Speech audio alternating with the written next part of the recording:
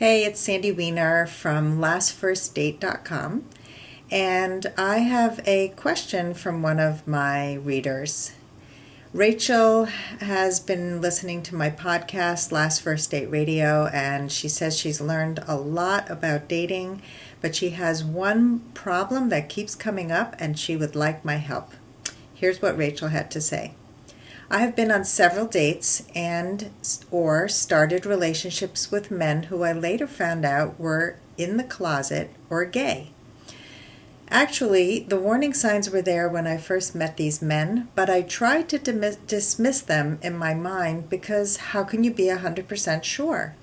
I had lack of proof, and some men, I guess, may have effeminate characteristics and not actually be gay. I feel that even if they're not gay, they have strong feminine qualities that I'm not attracted to. But this scenario is extremely frustrating for me, and I'm struggling to know how or why I am attracting these types of men and how I can stop attracting them.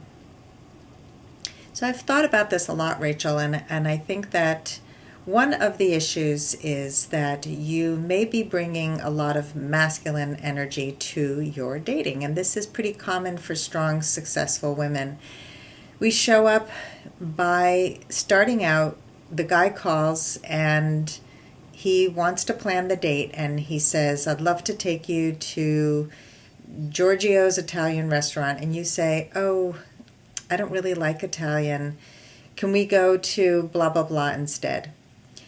Now, there's nothing wrong with disagreeing with him, but it has a lot to do with the way that you tell him that you would like to eat at another restaurant. So I would say give a man several options of places that you like and let him choose. So, masculine energy is all about planning. So let's say at work you plan and you're great at making things happen. So you've got to kind of suppress that a little bit if you would like a man to show up with those same planning masculine traits.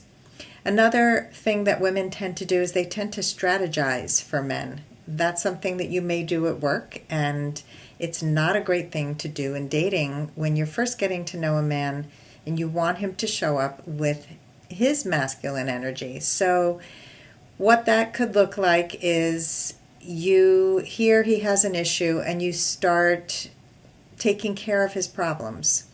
You start trying to figure out how you're going to help his life. And this is so common for women. We want to help. We want to be there. But then we say, oh, he just wants a mommy. He's just wants a therapist. Or he's acting very effeminate, like he seems like a friend and not a date. So if you want to bring out the masculine in a guy, don't be strategizing when you're first getting to know him. Trust that he can come up with his own solutions. And if he does ask you, just give him a little bit of your feminine wisdom and not too much, because you don't want him to start relying on you. The third thing that's very common is to start out in a dating situation with serious conversation. And maybe, again, you're coming from work where you're serious and that's how you get things done. In dating, the feminine energy is playful and fun and lighter. So, yes, you want to seriously get to know this man and learn who he is. And on the other hand, you want to have fun and be playful so that he can see you as the woman in all of her feminine glory. So that is one of the reasons why you may be attracting men who have more feminine energy. You may be showing up with all that masculine energy. And there are many other ways that masculine energy shows up, but this is all I want to cover for today. The other thing is that when you attract men into your life over and over who are not the right type of men, or men who are not really available, and that's what gay men are not. They are not available for a relationship. Then that's something that I suggest you look within and see what blocks you may be putting up to letting a man in. Because these are men who are emotionally unavailable. So that's just a little homework for you, Rachel, and for anyone else who's listening. If you keep attracting men who are unavailable, then there's a part of you that's unavailable too. So thanks again for writing in, Rachel, and I wish you the best of luck with your dating.